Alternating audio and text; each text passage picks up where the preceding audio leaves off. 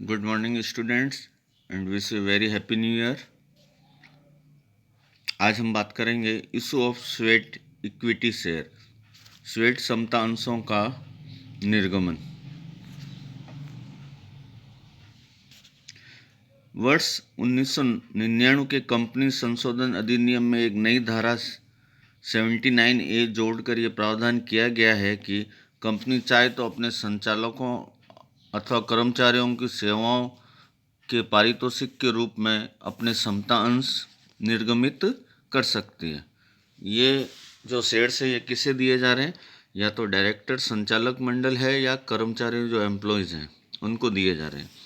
ये निर्गमन उक्त संचालकों तथा कर्मचारियों को कंपनी की विशेष लाभप्रद सेवाएं प्रदान करने के उपलक्ष्य में बिना राशि प्राप्त किए भी किए जा सकते हैं। इसका मतलब कि एम्प्लॉयज़ से बिना पैसे लिए उनको शेयर्स दिए जा सकते हैं एज ए उनको बोनस के रूप में या उनको कोई भी पारितोषिक के रूप में।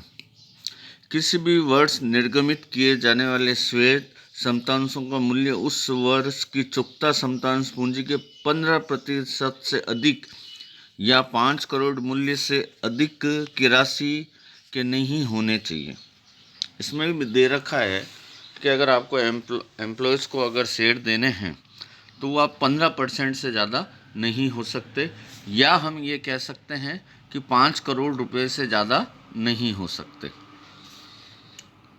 इसमें ये इन चीज़ों का ध्यान रखा जाता है।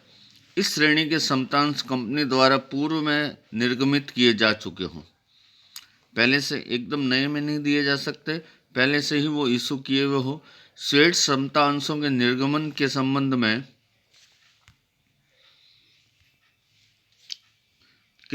कंपनी द्वारा अपनी साधारण सभा में विशेष प्रस्ताव पारित करवा लिया गया है।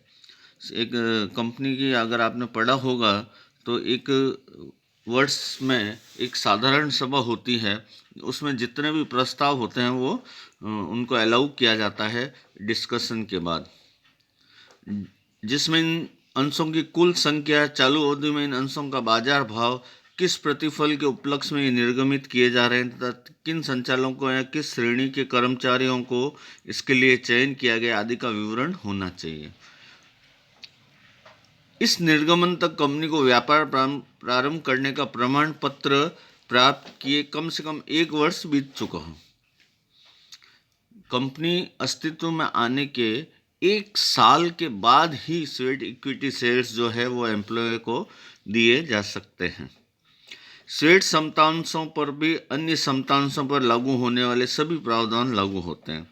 जिस प्रकार कंपनी जो एक्ट के अंदर कैसे शेयर इशू होंगे वो सारे प्रोविज़न तो है ही हैं, प्लस साथ में जो अभी हमने पढ़ा है वो प्रोविज़न भी साथ में करना पड़ेगा जब इशू करेंगे। जब उसके बाद है अंशों की वापस खरीद, buy back of shares.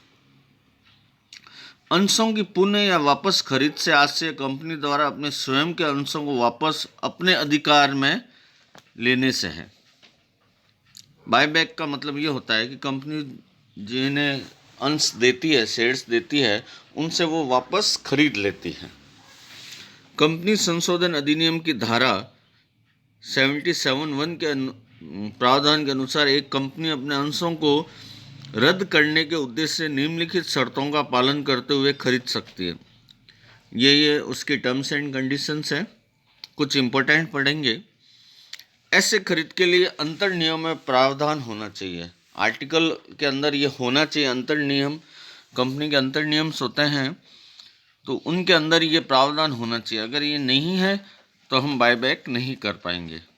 Company ने अपनी साधारण सभा में इस आशय का विशेष प्रस्ताव पास करवा लिया हो तथा यह प्रस्ताव पास करवाने की तिथि से 1 वर्ष के अंदर वापस खरीद का कार्य पूरा हो जाना चाहिए। वही साधारण सभा में ये प्रस्ताव पारित होना चाहिए और उसे स्वीकृति मिलनी चाहिए।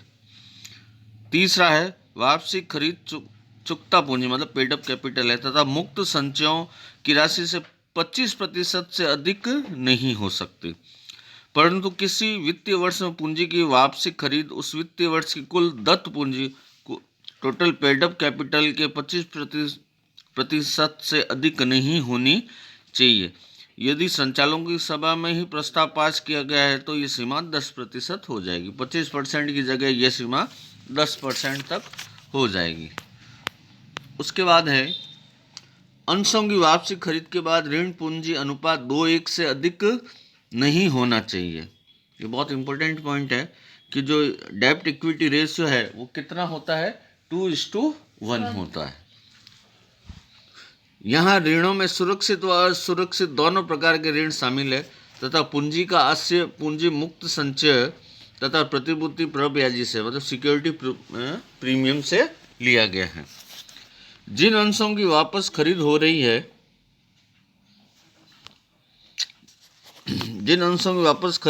वे पूर्ण प्रदत्त होने चाहिए, फुली पेडअप होने चाहिए। फुली पेडअप का यहाँ अर्थ है कि जितना पैसा मांगा गया है उतना दे दिया गया है। अंशों की वापस खरीद के संबंध में सेबी द्वारा निर्धारित दिशा निर्देशों का ध्यान रखना चाहिए। सेबी के कुछ रूल्स रेगुलेशन हैं, उसका भी ध्यान रखना चाहिए। फिर है अंशों की वापस खरीद जिस स्थिति को पूर्ण होती है उस स्थिति के 7 दिन के अंदर ऐसे अंशों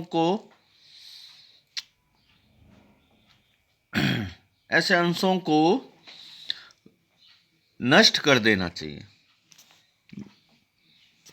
मतलब 7 दिन के अंदर उसे अगर बाय बैक हो गए हैं तो उसे फिनिश कर देना चाहिए, वापस रीइशू नहीं होंगे। जिस प्रकार के अंशों की वापसी खरीद हुई है वैसे अंश कंपनी द्वारा वापस खरीद का कार्य पूर्ण होने की तिथि के 6 माह तक निर्गमित नहीं किए जा सकते।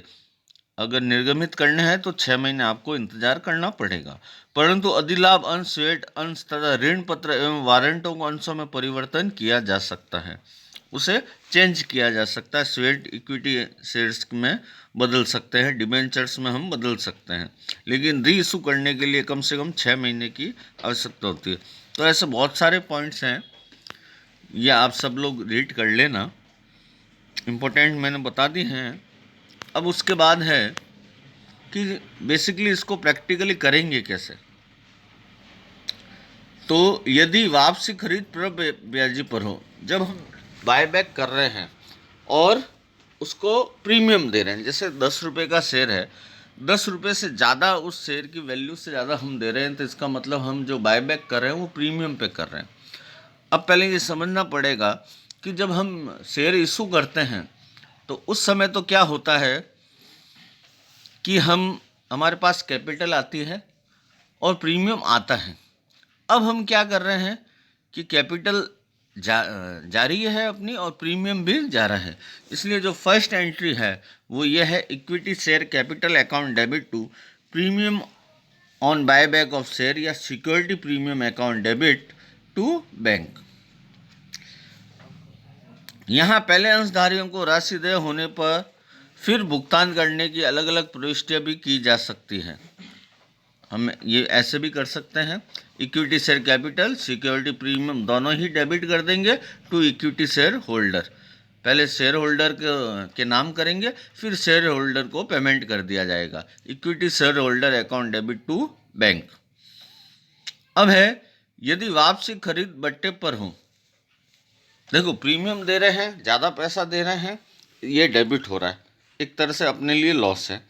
और डिस्काउंट ले रहे हैं, अब यहाँ डिस्काउंट दे नहीं रहे हैं, अपन डिस्काउंट ले रहे हैं, तो एंट्री हो जाएगी equity share capital account debit to bank, और डिस्काउंट नहीं लिख के उसे कैपिटल रिजर्व माना जाएगा। यहाँ पर ये ध्यान देना है कि इसको कैपिटल रिजर्व माना जाएगा, डिस्काउंट क्रेडिट नहीं होकर कैपिटल रिजर्व क्रेडिट होगा। यदि वापसी खरीद सब मूल्य पर हो, ना डिस्काउंट है ना प्रीमियम है, तो सिंपल सी entry equity share capital account debit to bank, या हम कर सकते हैं equity share capital account debit to equity share holder और equity share holder account debit to bank. 2 entry भी कर सकते हैं और उसकी जगह 1 एंट्री भी कर सकते हैं। राशि पूंजी शोधन संचय खाते में हस्तांतरित करने पर कैपिटल रिजर्व के अंदर, जब हम रिडेम्पशन रिजर्व के अंदर अगर हम अमाउंट को डालेंगे तो कैसे करेंगे। सबसे पहले हम कोई अमाउंट होगा तो वो हम सिक्योरिटी प्रीमियम में से लेंगे, अगर नहीं है तो जनरल लीजर से लेंगे या P&L से लेंगे, जितने भी रिजर्व्स पड़े हैं उनमें से लेंगे और टू कैपिटल रिडेम्पशन रिजर्व को क्रेडिट कर देंगे। वापसी खरीद के लिए बायबैक अगर है तो सिक्योरिटी प्रीमियम जनरल लीजर और प्रॉफिट एंड लॉस तीनों को डेबिट करके तीनों में से कोई भी हो जो अवेलेबल या तीनों ही अवेलेबल हो तो हम लाइन से लेंगे, पहले प्रीमियम में से लेंगे, फिर रिजर्व में से लेंगे, फिर P&L में से लेंगे to premium on buyback of shares. अब इसमें एक एग्जांपल दे रखा है, उसकी आप ट्राई कीजिएगा, जो अभी एंट्री की है वही है।